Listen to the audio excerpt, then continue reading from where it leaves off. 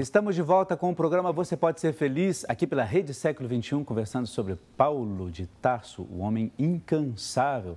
E aqui, claro, com a presença do Beto Iesus, autor desse livro, e também com a presença de Altemar Dutra Júnior, que aqui nós ouvimos no intervalo que o Beto Iesus disse: olha, você fez a sua estrada de Damasco. E por falar nisso, vamos começar com música esse bloco, Altemar? Vamos lá.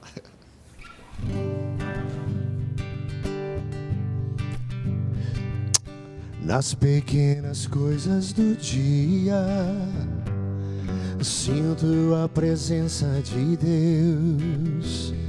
Senhor, fazer que eu possa perceber Teu poder. Seja pelo ar que eu respiro, ou numa criança sorrir, um idoso feliz a cantar, com eles você está. Pode estar nas cores das flores, no som das águas verdes do mar, no azul do céu o sol a brilhar. Ali também vou te encontrar. Faz meu coração mais sensível, que eu perceba, Pai, que tudo é Teu. As maravilhas que realiza em minha vida, os milagres que Você já me deu. Faz meu coração mais sensível, que eu perceba, Pai, que tudo é Teu. As maravilhas que realiza em minha vida, os milagres que Você já me deu. Lá em casa, a família reunida, com problemas sim, mas quem não os tem? Mas o pão nunca faltou nesta mesa, nem Teu amor que nos sustém. Tua obra está presente no mundo, Teu Espírito habita em meu ser. Nas pequenas coisas do dia, Teus prodígios vou conhecer. Faz meu coração mais sensível, que eu perceba, Pai, que tudo é Teu. As maravilhas que realiza em minha vida, os milagres que Você já me deu. Faz meu coração mais sensível, que eu perceba, Pai, que tudo é Teu. As maravilhas que realiza em minha vida, os milagres que Você já me deu. E a gente, depois desta música, não sei se toda música tem uma história, talvez até nos contar um pouco se tem alguma história, algum pensamento antes de compor essa música. Enquanto isso, a gente vai atender os pedidos de oração dos nossos irmãos e irmãs, como, por exemplo, da Vera Lúcia de Sales, de Espera Feliz, em Minas Gerais. Ela pede oração por toda a sua família. A Paula Regina Gomes Carneiro Lopes, ela é de Campinas, interior de São Paulo. Ela pede oração em saúde, pelo trabalho, aliás, para que tenha trabalho, e também pela conversão de Márcio Antônio, e também por outras intenções, também por toda a sua família. A Maria Rosilene Correia, de Campos Sales, lá no Ceará, pede oração por ela mesma, pelo casal Francisco e Janiele, e também pela paz e união familiar. José Lopes de Medeiros, de Campinas, interior de São Paulo, também pede por cura, libertação e conversão. Coloca alguns nomes aqui, a gente vai, claro, rezar sobre todos eles, e também pede por toda a sua família. Neuci Duran Paiane, de Santo Ângelo, no Rio Grande do Sul, pede oração por ela mesma, pela alma de Amazília Duran Pinto, e também por toda a família, e também por conversão e por saúde para todos. Cleide Aparecida da Silva, de Campinas, no interior de São Paulo, pede oração, uma consulta que ela vai ter hoje, pede pelos seus exames e pede por toda a sua família. Ademir Pereira, de Amparo, no interior de São Paulo, pede oração por cura e também pede por toda a sua família.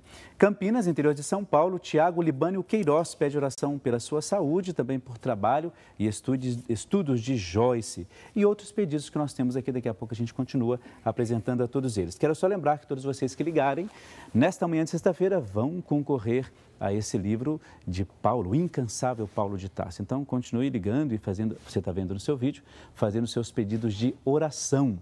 Eu falei da questão da música, tem alguma história? Porque toda música tem alguma história antes disso? Tem. Como vou fazer a música sobre Paulo, que foi a emoção que me tocou. Então, olha só, uma informação assim, de primeira mão para você, né? No intervalo aqui, antes de entrar, né, o Altemar estava dizendo que já teve essa inspiração para escrever sobre Paulo. Tomara, agora eu tenho que pedir. Não, agora você tem, olha, publicamente isso aqui, então você tem que cumprir com esse...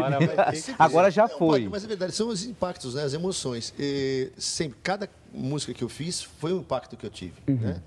E Pequenas Coisas é justamente isso, é para falar desses impactos, é perceber, né, a presença de Deus nas pequenas coisas, as menores que sejam, né, que a gente esteja ligado, conectado, com o coração sensível, aberto, para perceber esses toques. Mas são os toques de Deus. Exatamente. Mas é verdade, você sabe, Deus te move isso. assim, né? Exato, eu acho que isso é muito interessante. Agora, quando você fala isso, é muito importante, porque às vezes nós estamos com essa correria toda, estamos tão acostumados a fazer tudo correndo, e não percebe as coisas menores, né? Que ele fala com a gente, né? E sempre através do menor, né? Assim, às vezes de forma despretensiosa, usando as pessoas como, né, canais, a frase que ele usou.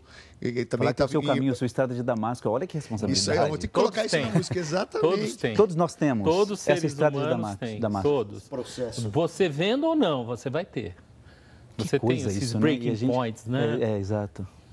Agora, uma das coisas assim, dessa música que você cantou, eu acho muito bonito que você diz sobre a família e tal, e você fala de problemas, né? Quem não tem os problemas? Todos nós. Eu acho que a maneira de olhar para esses problemas é que dá um diferencial para a gente, né? De sentir essa força para superar todos os problemas. Os problemas todos nós temos, quem não tem, né? Você tem alguma experiência, assim, nesses shows que você faz? A gente, quando se trata de cantores católicos, Beto, a gente sempre diz assim que é um momento de evangelização, porque as pessoas que vão ali, elas não vão especificamente por causa do artista, né? Que artista que, graças a Deus, tem as pessoas que acompanham o seu trabalho, mas elas vão pela palavra, pela música, pela mensagem que a pessoa diz. Teve alguma experiência nos seus shows que você acha assim? Eu tenho forte... Devem ter várias, sim, lógico. Uma que eu acho bem legal é com um músico que trabalha comigo. Ele se dizia ateu. Não acredito em nada. Aquele discurso.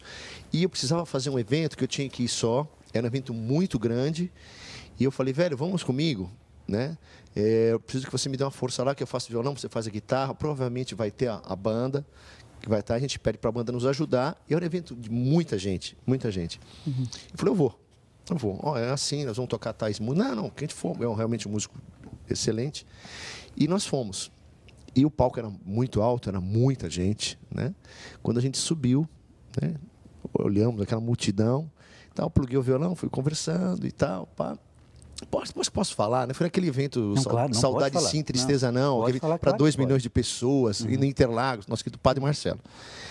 E pluguei o violão, ele foi, a banda, já eu conhecia os meninos da banda, eu vou cantar tal música, vamos tocar tal música. E ele trabalha não só com o Altemar, mas trabalha com vários nomes da nossa música brasileira. E eu cantei 3 músicas só, eram vários artistas, né? Cantei 3 músicas, foi maravilhoso. Quando a gente desceu do palco, ele virou... Eu não tinha gravado o Santo Manto ainda, eu tinha feito as músicas, mas eu não tinha gravado. Ele foi o produtor ao meu lado. Ele pegou no meu braço assim, e falou, Altemar, eu vou gravar esse disco com você. Eu falei, que disco, velho? O disco católico. Eu não sei o que aconteceu comigo. Eu tomei um soco no queixo, um empurrão no peito, alguma coisa aconteceu comigo. Olha que bonito, olha que interessante, que testemunho. Eu acredito. E aí ele começou a me falar, fui na missa. Porque ele morava na época em Rio Claro, ele mora em São Paulo, em Campinas. Ele tem a família, né? Ele dá aula em Campinas, mora em São Paulo e a família é em Rio Claro. E cada hora num lugar. Ele me ligava, eu fui na missa em Rio Claro com a minha mãe.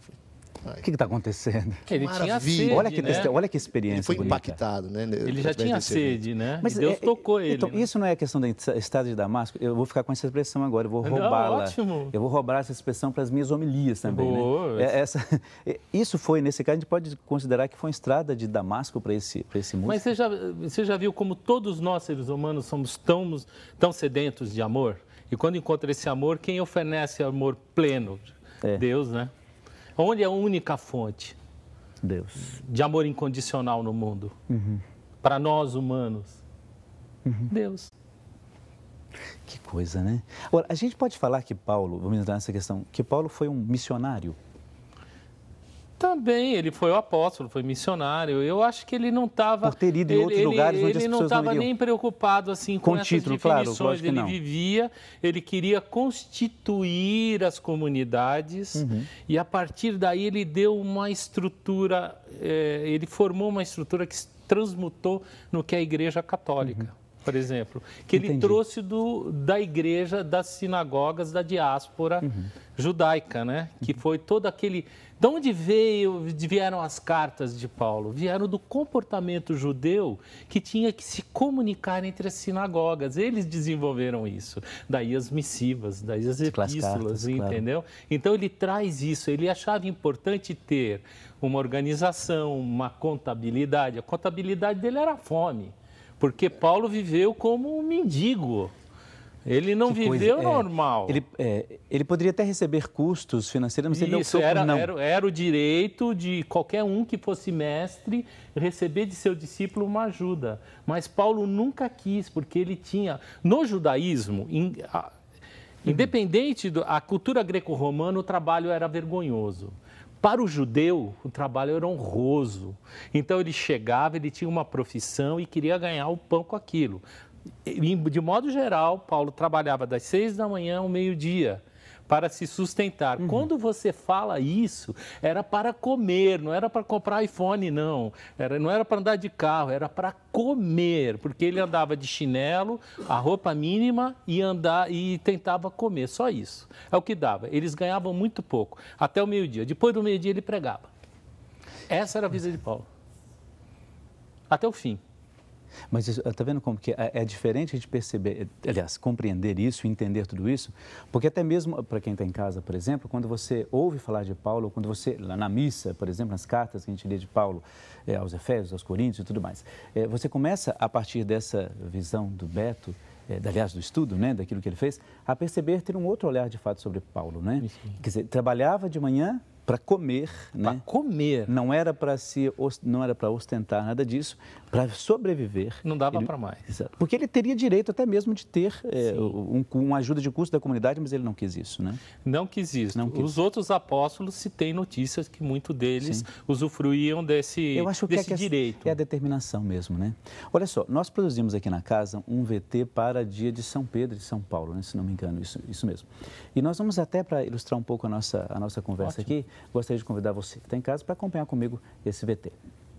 Pedro e Paulo, entre os apóstolos, são os maiores. Os dois eram diferentes.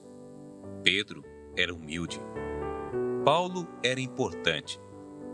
Pedro era ignorante. Paulo era doutor. Pedro era cheio de boa vontade. Paulo era cheio de soberba. Pedro era pobre. Paulo era da elite. Pedro era dócil. Paulo era indomável. Pedro era tímido. Paulo era perigoso. Pedro era imprevisível. Paulo era decidido. Fisicamente, os dois também eram diferentes, mas todas essas diferenças não pesaram na balança de Deus. Tudo isso são coisas que até hoje, aos olhos de Deus, são nada. A graça os tocou e fez com que os dois se tornassem colunas bases das primeiras comunidades dos cristãos.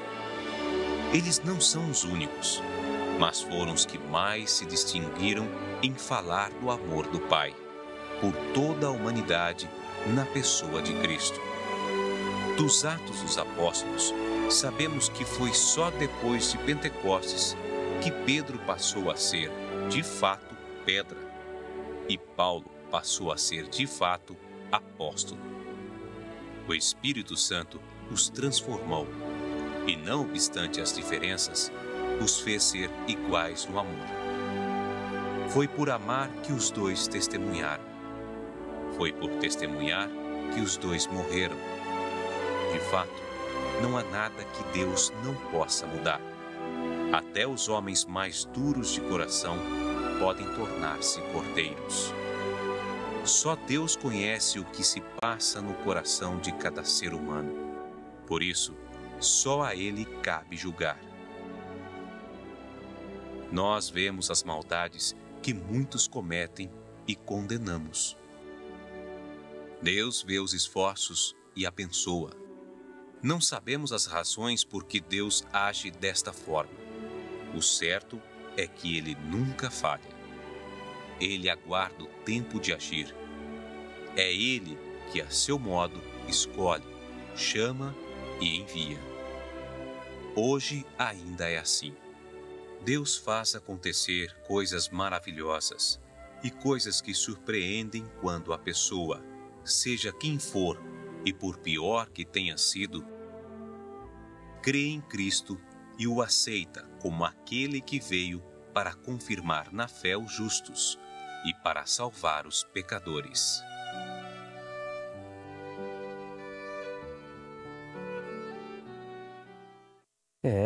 Esse filme acho que já passou aqui no Cine 21, se não me engano, já passou aqui, né? Quem sabe, ao se reprisar, a gente dá você é convidado a assistir, obviamente. Aproveitando esse gancho, apesar de ter pouco tempo no bloco, esse conflito que a gente sempre ouve falar de Pedro e Paulo, olha, de fato existiu? A gente pode falar que é conflito? Não, existiu, é conflito, era uma diferença de opinião. Por exemplo, os judeus que nem Pedro e Tiago Menor queriam Jesus dentro do judaísmo e queriam que todo mundo se circuncisasse e que seguisse a lei alimentar. Paulo não, Paulo disse não, porque o homem do primeiro século tinha aversão à circuncisão. Ele achava a circuncisão mutiladora. E não tinha quem convencesse. Se você quisesse que a palavra de Cristo fosse universalista, você tinha duas coisas. Não podia ter circuncisão e duas coisas. Você não ia explicar para um cara que está passando fome que tem que comprar a carne do sacrifício lá no templo, que é o dobro. Porque assim, você fazia oferenda aqui no templo, atrás tinha um açougue. Você imagina o que era aquele povinho sendo explorado? O povo judeu. Isso é terrível, né? O povo judeu, quem mais sofreu na mão daqueles judeus mais duros foram os judeus humildes. Então, Paulo era contra isso. Pedro, ele queria o cristianismo, mas ele vacilava. Uma hora ele estava junto, que nem tem um incidente de Antioquia, que é justamente assim. Pedro comia junto com os gentios, normalmente, junto com Paulo, etc. Tiago Menor, que era muito radical, mandou alguém de Jerusalém ver o que estava acontecendo na cidade. Na hora que chegaram os prepostos de Tiago Menor, Pedro se apartou dos gentios. Aí Paulo partiu para cima e falou, mas espera aí, você está errado. Quando os caras não estão te olhando, você aceita os gentios, você está aqui comungando conosco. Quando vem a polícia dos judeus radicais, né, você se aparta deles e já não existe mais a comunhão, você não congrega mais com os gentios. Esse é o incidente. Paulo queria e pregava o universalismo que Cristo pregou. Sim. Né? Porque Cristo não deixou na cruz, deixou a salvação, mas ele não deixou nenhuma regra, ele não escreveu nada. Ele queria um amor universal e Paulo seguia isso. Que bom. É engraçado a gente ter essas coisas, porque a gente acha que é tudo muito paz e amor, né? E a palavra de Deus, ela teve as suas dificuldades de ser até mesmo instaurada e apresentada, e é bom a gente ter essas ideias, né? Eu posso complementar isso claro. Numa coisa interessante? Claro. Paulo ia, como que nem a primeira viagem missionária, começou em Chipre, o Paulo ia com Barnabé, né? Por exemplo, fundando as novas comunidades. Quando o pessoal de Jerusalém, Pedro e Tiago, percebendo que estava dando certo, eles mandaram uma contramissão. Entendeu? Quer dizer, dizendo assim, não, mas peraí, não é para misturar gentio, não, o cara tem que se converter. Se ele quer ser cristão, vamos assim dizer, ele tem que vir aqui fazer... Então, era contramissão. Era terrível. Paulo pagou um preço caríssimo. E essas pessoas chegavam e difamavam ele. Diziam que o quê? Que ele perseguia Jesus. Então usavam, é tipo política, assim, essas dadas de TV. Engraçado, né? Voltar, assim, aqui o passado que ele tinha, né? Tinha tido, eles usavam isso até para denegrir um pouco a imagem, até mesmo, talvez, a própria missão de Paulo, né? Dizendo, olha, você está falando tudo isso, mas você perseguiu lá atrás, né? E tem um ponto de mudança. Essa luta entre judeus cristãos e cristãos gentios, vamos assim dizer, gentios cristãos, ela só terminou com o flagelo de Nero.